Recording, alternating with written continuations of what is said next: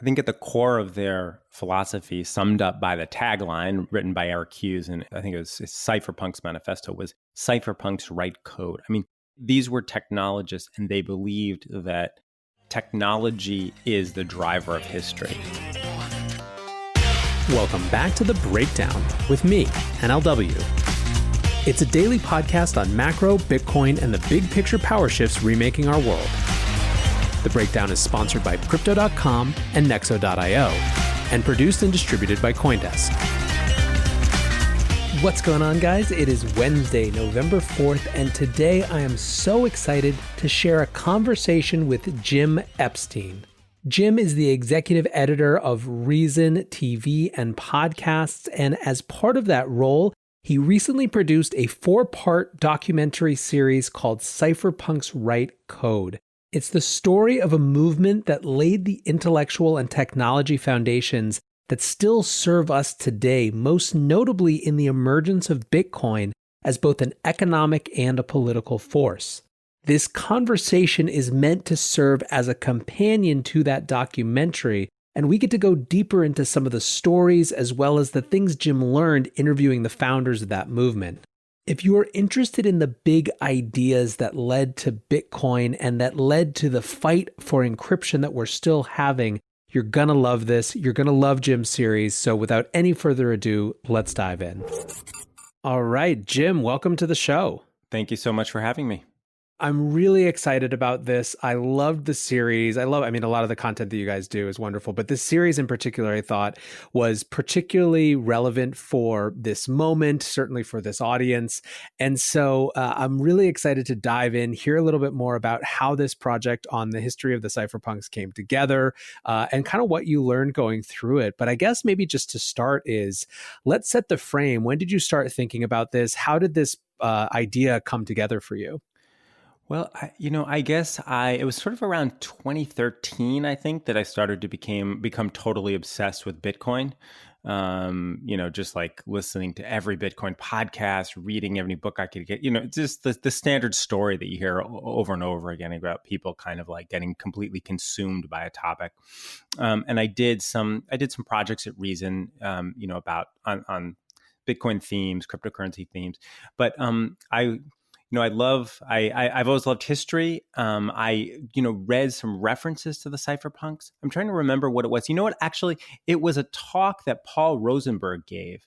I think it was like at some Chicago event that his daughter Hannah, who's a person in the space as well, had recorded like on a phone, kind of a low res thing. And I remember, I think I was like, my kids were at a playground or something, like very small kids at the time. And like, I was just on a bench, like killing time. They were kind of like doing their thing. And I was like, clicked on, I saw it on Twitter or something. And I clicked on it and I started watching it and I totally got fascinated. I was really hooked in. I ended up interviewing Paul in my documentary. And he's a really interesting guy himself and a novelist. So anyway, that kind of, I started thinking about these issues and I didn't really know what I wanted to do about the cypherpunks.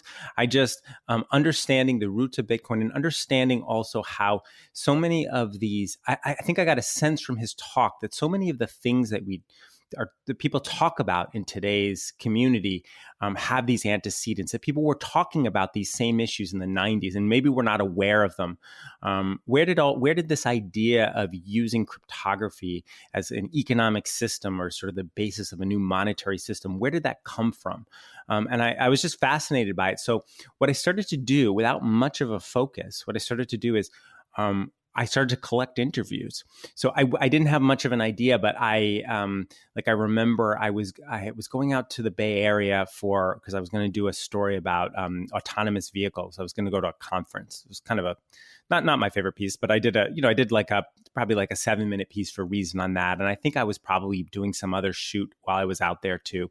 And while I was there, I got in touch with Tim May. And I ended up basically tacked a day onto my trip and I ended up kind of spending a day with him and interviewing him for several hours and recording it. And I just kept doing this It was on that trip that I learned a lot in the process of that interview. If I could do that interview at the end of the project, I mean, you'll hear this all the time from documentarians, I would do it totally different.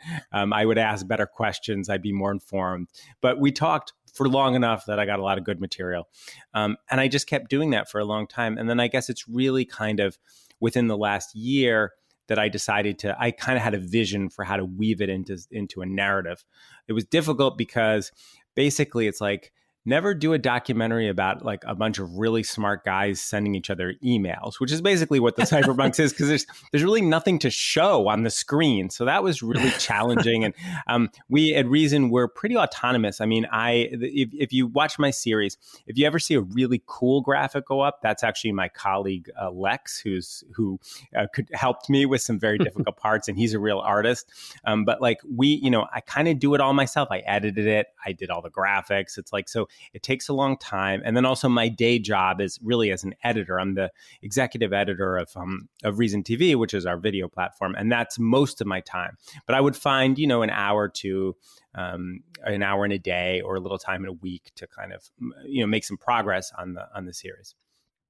I love it. I actually think it's even more resonant as a labor of love, like a kind of an act of individual self-determination to just kind of, piece this thing together over time and let it come into its own being, than as if you guys had sat down like 6 months ago and be like, all right, we got to do this right now. There's value in doing things kind of like, it's not like we didn't go out and, we do raise money for special documentaries and projects sometimes, but it's kind of nice to sometimes just do things low budget in the background, because it's like you can do it in your own time. You can put the time into it, and you can, have it ready when it's really ready. And so that was part of it too. I'm going to make sure, obviously, in the show notes and in the article that goes with it, we'll have links to all the 4-part series.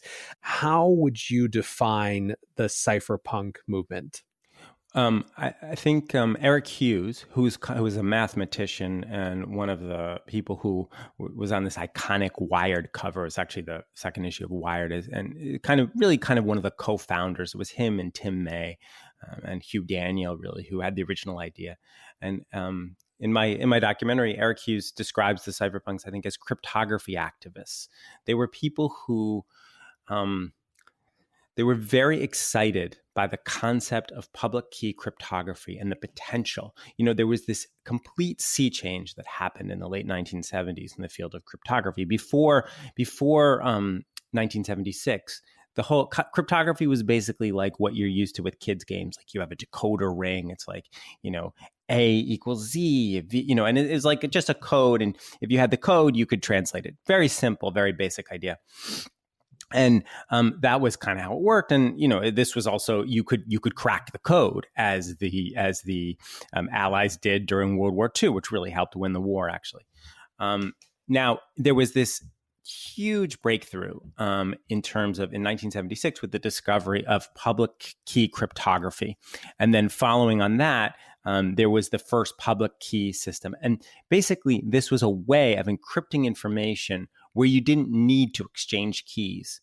And the people who were really early in this recognized that it made what we call end-to-end encryption possible. For basically no money, two people could exchange messages, and the most powerful, a global superpower couldn't crack it if it was done correctly.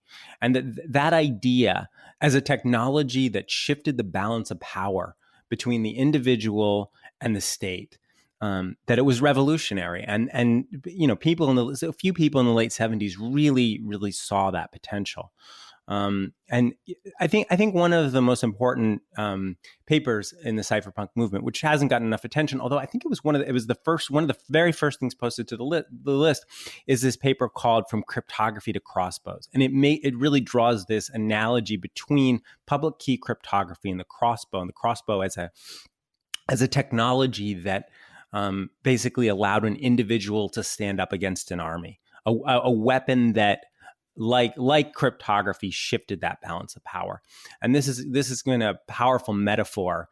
Cryptography as a weapon that you hear it today. I mean, you'll see it sort of throughout the cypherpunk movement. So they were really interested in the potential of cryptography, and especially, see, what had changed by the early 90s was that the internet had arrived. the cypherpunks were coming together just as the World Wide Web was launching. And they saw that the web as this peer-to-peer communication platform, global communication platform, was the platform on which cryptography could really live up to its potential.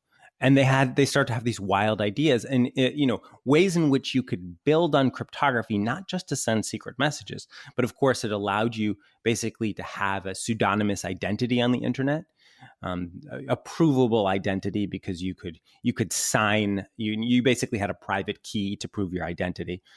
It also allowed you to create a currency system. And the fact that this was possible was also, there's another brilliant cryptographer who's part of this by the name of David Chaum, who wrote a series of papers in the 80s showing that it was possible to build this basically an anonymous currency system that ran on the internet. And that there were a lot of problems with it. It was nothing like Bitcoin. It didn't have it relied on banks. It had all sorts of centralization built into it that Bitcoin doesn't have. But for people like Tim May, the existence of such a system he said to me something like, I was like standing on top of a mountain and seeing what was out there. Like he recognized that this was possible, that you could use cryptography as the basis for the bedrock for all of these economic systems that could create a more anonymous and decentralized economy. And that would be incredibly empowering to individuals. It was such an optimistic time. In the final installment of my series, I use the fall of the Berlin Wall as kind of a metaphor throughout, because it really that was really the setting. It was like, it was the end of history. Communism is over, and we have this incredible new technology in the internet that's going to like make all of our lives so much better and so much freer, and kind of edge out corrupt and bureaucratic government from all parts of our lives. It seems a little bit, maybe, I don't know if naive is the right word. Certainly, it was optimistic in its timeline. What really fascinated me as I got more and more into this story is that, these guys they were kind of wrestling with these issues that have become more and more important in contemporary life in terms of, centralization and privacy and so forth.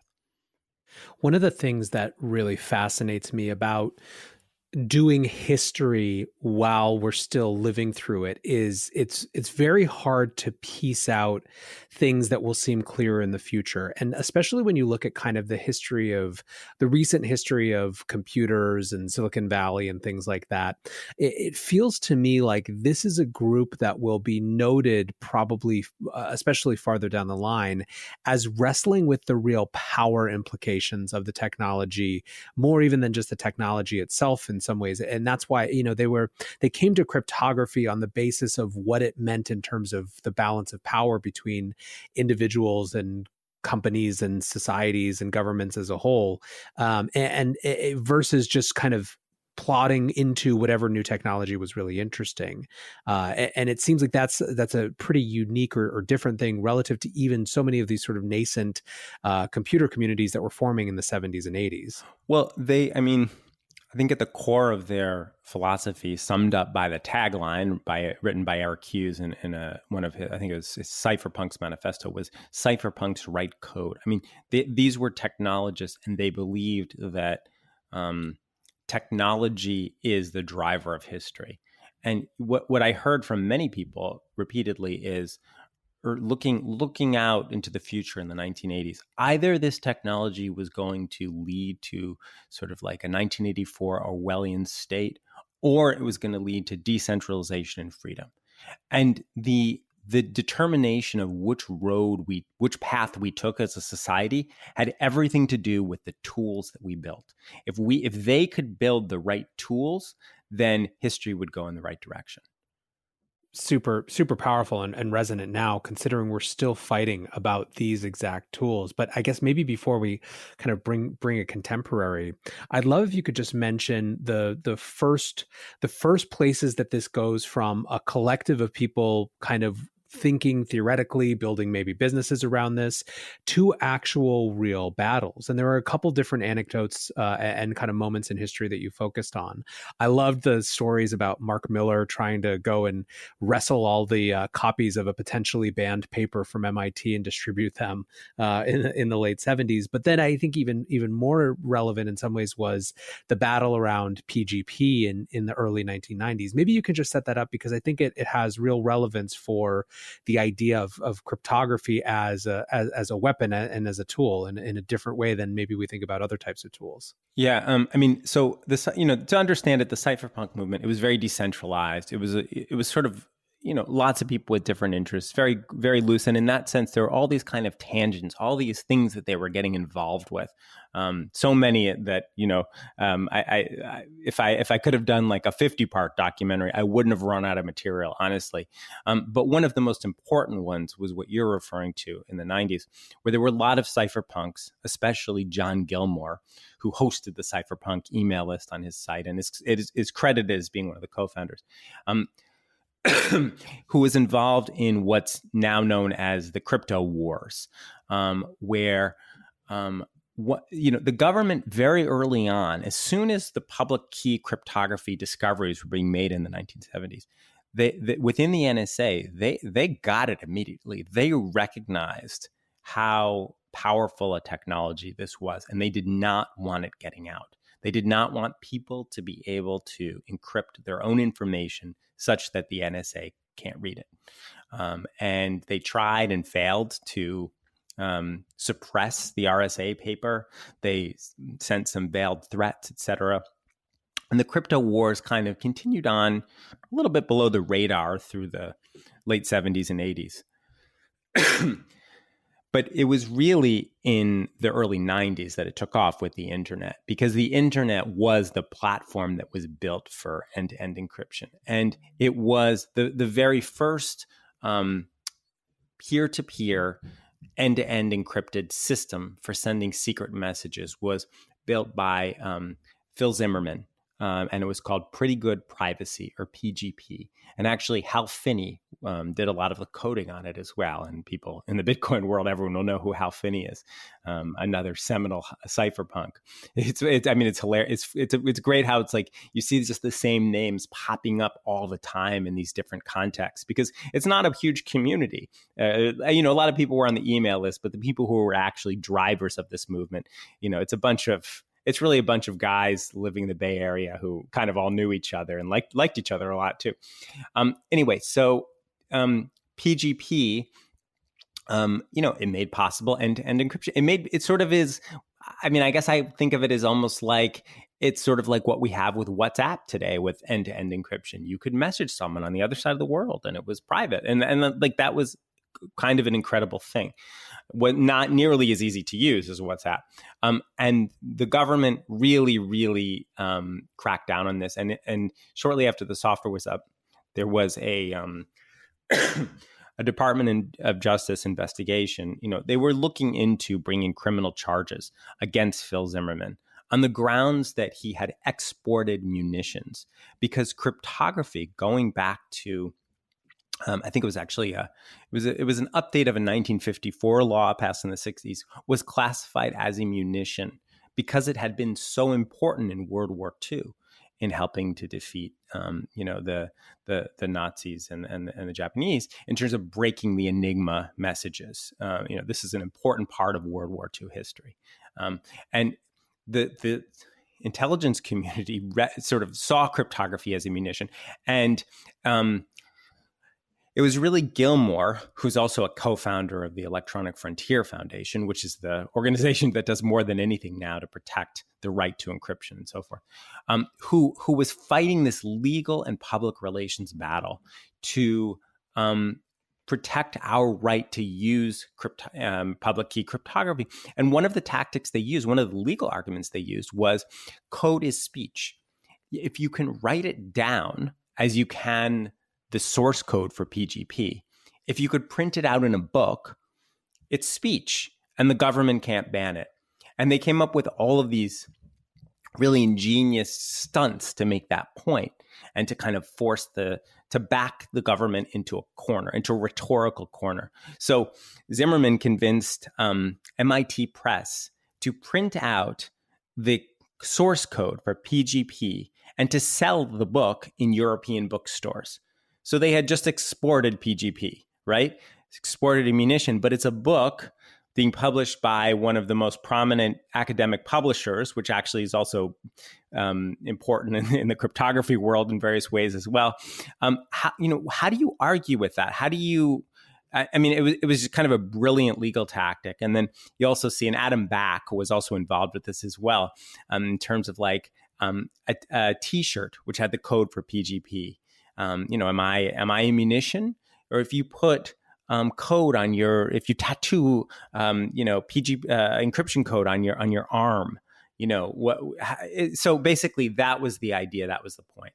And I think it's like you can actually, it's relevant to the Bitcoin world today too, because it's like, if it's illegal to send someone money, what if I write down, my keys on a piece of paper and I hand them to someone?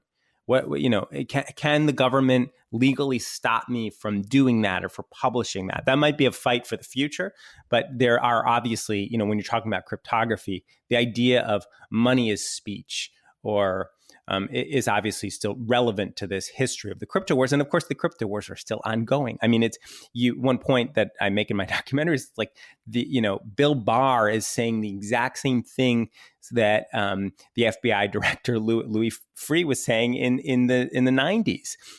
We need to build in back doors. There was this huge fight over building something called the Clipper chip. It's all the same idea. It's basically require software makers to give the government a way to read your messages if they want to, basically weakening the security. And so far, cryptographies remain legal. We're winning the crypto wars in that sense, although in another sense, we're losing as well. So it's a complicated matter. Yeah, and Bill Barr is certainly another level of opponent in terms of how big an issue he's decided to make it. And I think a lot of people, what their worry is now is the dramatic shift in public sentiment against tech creates a potential political opening, Absolutely. Yeah, that's true. This episode is brought to you by Crypto.com, the crypto super app that lets you buy, earn, and spend crypto all in one place and earn up to 8.5% per year on your Bitcoin. Download the Crypto.com app now to see the interest rates you could be earning on BTC and more than 20 other coins. Once in the app, you can apply for the Crypto.com Metal Card, which pays you up to 8% cash back instantly on all purchases. Reserve yours in the Crypto.com app today. Many investors want to be a part of the next bull run. Others seek to build their dream home, finally launch that startup, or fund their education. Try Nexo's instant crypto credit lines and borrow against any major cryptocurrency with no minimum or maximum withdrawal amounts, no fees whatsoever, no credit checks, and flexible repayment. Not to mention the APR starts at just 5.9%. Stay on top of your investment game with Nexo.io. And remember, it's your crypto, your credit, your choice.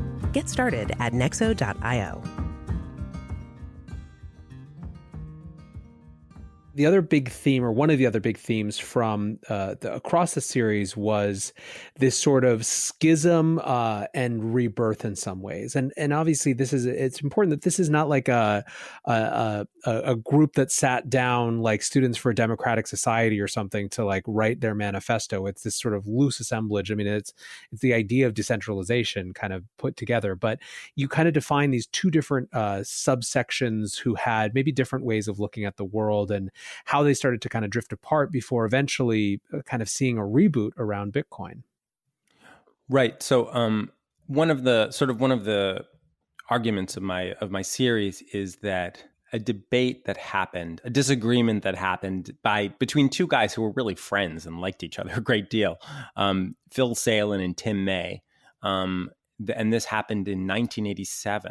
That their debate over how these tools, and they weren't even yet talking quite about cryptography. They were actually talking kind of about the internet, but I think it applies, how these tools would lead to more freedom and would have a real impact on the world, that you can sort of see that argument, shades of that argument still in today's cryptocurrency space. So basically what happened was Phil Salen, who's another one of these really important figures in all of this, and he was an economist and an entrepreneur and a follower of Friedrich Hayek, and someone who had he just had this circle of people who were around him all the time because he was absolutely brilliant and people just kind of wanted to be in his group. And he had come out of this private space industry. But he had this idea for building what he called the American Information Exchange, which was basically an e-commerce site for selling expertise. And his idea was this would help to solve the knowledge problem. He saw it in the context of Hayek's work. Hayek was, one of the best known Austrian economists, and he wrote a series of papers about sort of the use of knowledge in society, the importance of local knowledge and expertise and the decentralization of knowledge. And Salen had this idea that, if you had something like, I don't know, one example they gave was a guy wants to invest in the Palo Alto real estate market. So he finds a local expert who really knows about it. He can find that person on Amex. He can hire that person and negotiate a contract with that person. And it sounds kind of banal today, but it was totally revolutionary in the idea that this could be all over the world. And it did not run on the internet, actually. It ran. Well, that's the wild thing about this moment is that it's easy to see or kind of see oh yeah, people have been trying different versions of that for a long time. You can see a little e-commerce in there.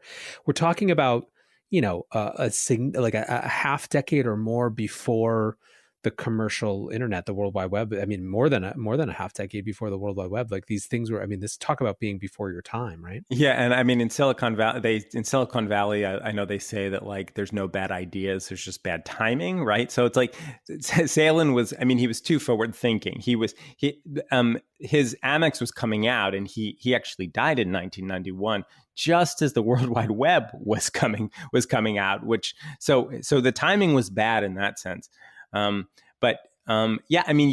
People, we forget now that there, in the late 80s, there was CompuServe. There were these services you could dial into and you could post to bulletin boards, and they were kind of like Usenet groups, and you could order stuff from the electronic mall. And it was the beginnings of the internet, and the people who were around Salen, who the Austrian school economist Don Lavoie dubbed the high-tech Hayekians, a phrase that I like and that I kind of stick with in the documentary.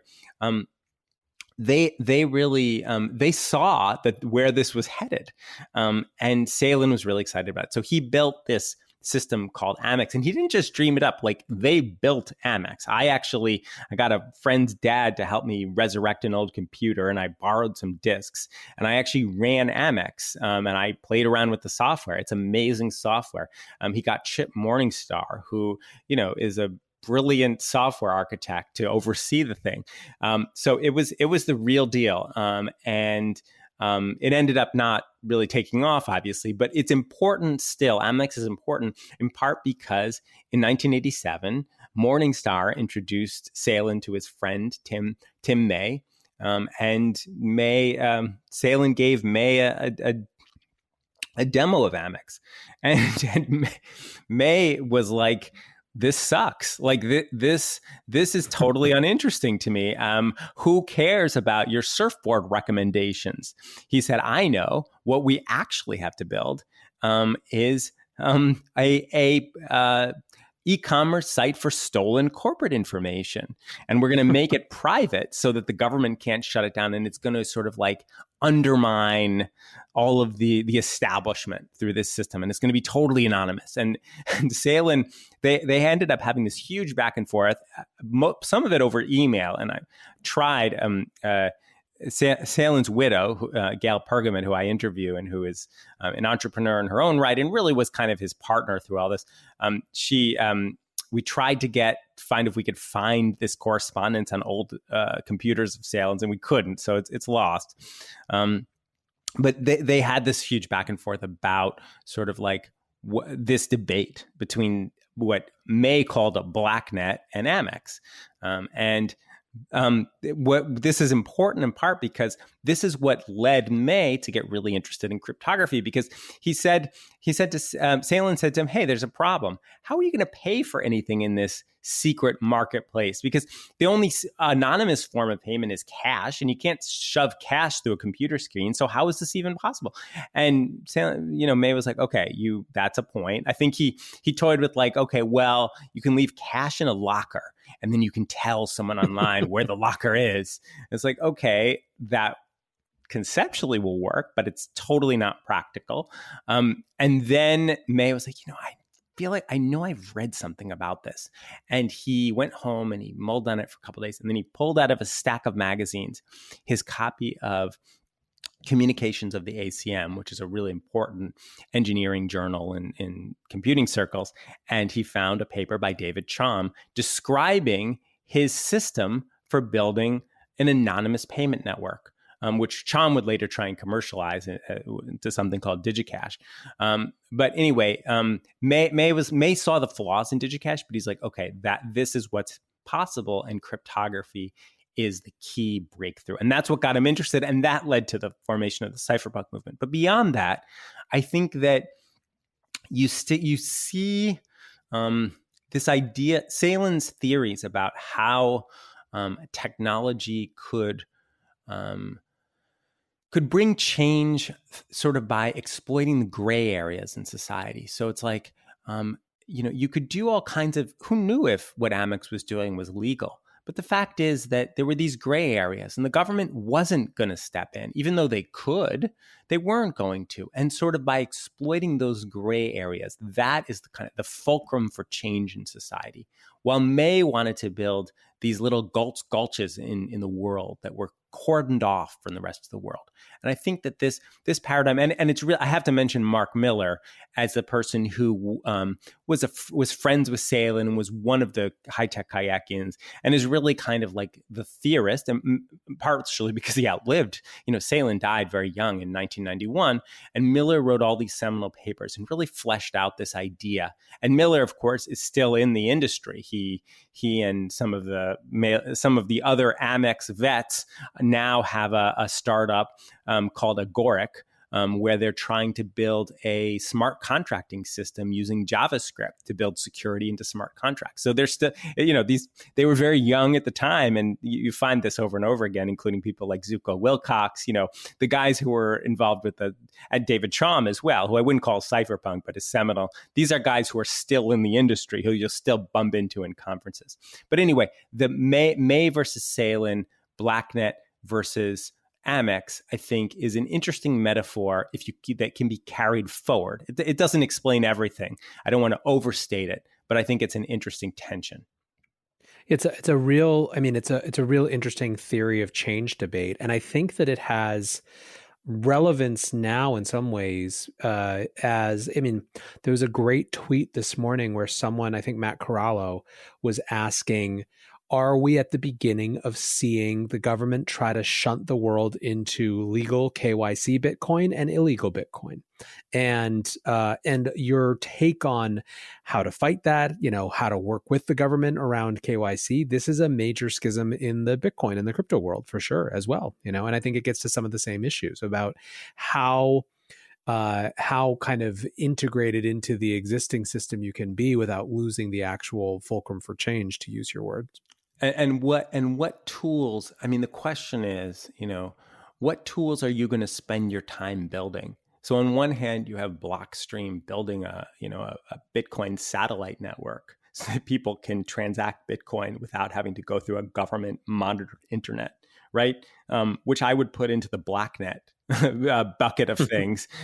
Or you have, like a Coinbase, which is totally regulated and complies with all regulations, but is, done a lot for making Bitcoin easy to purchase, and really could be argued really accelerated adoption in many ways. So which is the best path to to enabling change? And if you believe, as the cypherpunks do that cypherpunks write code tools, the tools are what matter, then these questions of what you spend your time building are really important. Well, so that brings us to, I know there was many ideas that you couldn't fit into the constraint of the documentary format, and one you recently wrote an actual piece on that maybe we could talk about a little bit. Sure. So yeah, I mean, the piece is kind of structured around what I was just talking about, the looking at how the Miller Salin versus May debate and how you could apply it to the current industry. And I start by talking about Katie Haun, who's a general partner at A6 Andreessen Horowitz, A16Z, which is one of the premier Silicon Valley VC funds. And she came out of the Department of Justice, was involved with the case where she wasn't working the Silk Road case, but she actually prosecuted the corrupt agents who were working on the Silk Road case. And she's all the way over to one side. I don't want to associate her too closely with Salin because she has a lot. Salin was a radical libertarian, and I don't know Katie Haun, and I didn't interview her. I'm assuming she's not. But when you hear, she's also on the board of Facebook's Libra, and if you read the Facebook Libra white paper, they talk about things like basically making the movement of money more efficient and reducing transaction costs and so forth. And if you read Salin stuff, that's what he was talking about with Amex. That was the idea. Like you could that could be the a real doing that kind of thing, even if it's regulated, even if it's not perfectly well, of course, nothing is perfectly secure, but even if it's there's a lot of security holes in it, still it can have a really big impact on the world. And then I contrast her with someone like Pierre Rochard, who's one of the Bitcoin maximalists. And he had a tweet that I liked, which was like, I wouldn't be interested in Bitcoin if the government weren't trying to shut it down. And the people in May's camp aren't only the Bitcoin maximalists, but I think they fall in that camp as well, because they're part of their whole idea is like, why is Bitcoin better than gold? Well, governments can seize the gold. Gold is physical and sits in a warehouse. Bitcoin is virtual. Government can't seize all the Bitcoin. And that's key. It's like, as Saifedean Ammous writes, like Bitcoin is orthogonal to the physical world, to the government. Like it can't, and that's kind of a key idea. And that I associate with May. In the article, I also get into the topic of smart contracts, kind of a disagreement over what is the definition of a smart contract. And this was a little bit too, I couldn't find a way to tackle this in video, again, because like my graphic skills aren't up to it. Like the visual, it's just not a visual topic, unless you're doing like a explainer video, which I didn't quite want to do. But that Amex, Chip Morningstar and Mark Miller call Amex the first smart contracting system. It's not like, Nick Szabo, who coined the phrase smart contract, he talks about like a vending machine as being a simple way to understand a smart contract. It's like self-executing code. Well, Amex was a company that could have conceivably interfered in the contracts between a buyer and a seller on Amex. And I should have explained, that was the idea. Like on Amex, you enter into a negotiation with someone. It's a peer-to-peer network. It's like you find someone who wants to help you with your problem, and then you negotiate, and there's a software aspect to it, and there's a written aspect to it. And it was very elegant the way they did it. But then, the payment executes through the software, which happens all the time now, but was pretty new at that time. And that was the first smart contracting system in their mind. And then I use an essay that I like a lot by Jimmy Song, talking about how this is bullshit. Like the only smart contracting system, and he's not writing about Amex at all. He's responding to other contexts in which people have used the phrase smart contract.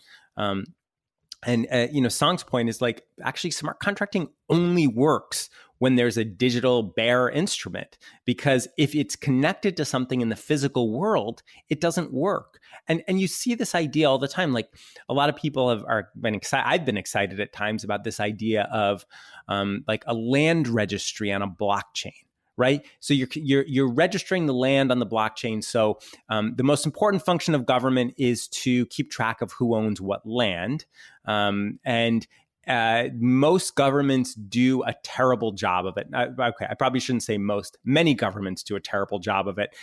And there's all sorts of corruption and theft. And famously, the Peruvian economist Hernando de Soto wrote a book arguing that like that is the source of a lot of third world poverty, the fact that there's these insecure property rights. Well, we can fix that with a blockchain. Actually, de Soto is involved with one of these initiatives now. And someone like Song would say no, because what do you do when an army shows up? Like show them your blockchain and they're going to respect that? No, because it's physical, and it's not in this little gulch, which is cordoned off from the physical world. So in response to that, someone like Mark Miller would say, well, the existence of the record itself has a profound impact. And actually, it was a line of Szabo's. Szabo put it best when he said, while thugs can still take physical property by force, the continued existence of correct ownership records will remain a thorn in the side of usurping claimants. From his 1998 essay, Secure Property Titles with Owner Authority. So the idea is like, it still has an impact. And it's like this idea of like the gray areas, or like, practically speaking, it does have an impact. And governments that come in and ignore written records when they exist bear a big cost, and often they won't do it.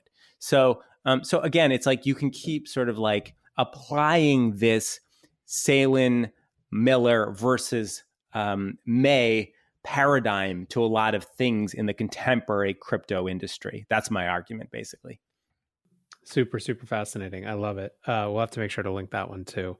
Well, listen, I think this is so fascinating. I mostly just want to get people to go read or to watch the series. I think a lot of folks will if they haven't seen it yet. But I guess, as you reflect on this, how did the process of having all these conversations and bringing it all together, change the way that you think about the contemporary battles or challenges that we're living through? And I guess maybe, one part or way to contextualize that is the show is it's being recorded before the election, but it's going to be released just after the election.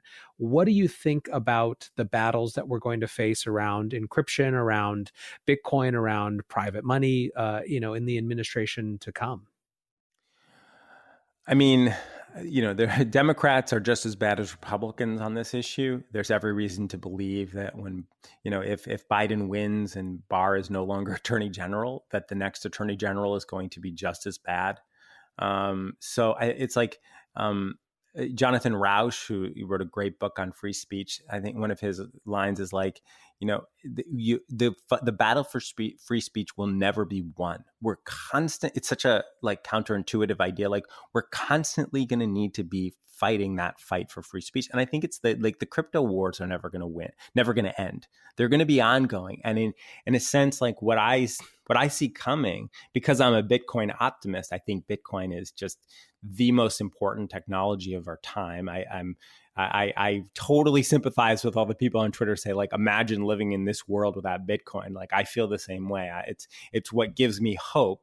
And because I think that Bitcoin is going to become more and more important and replace a lot of fiat currency over time, I think that the crypto wars are going to heat up.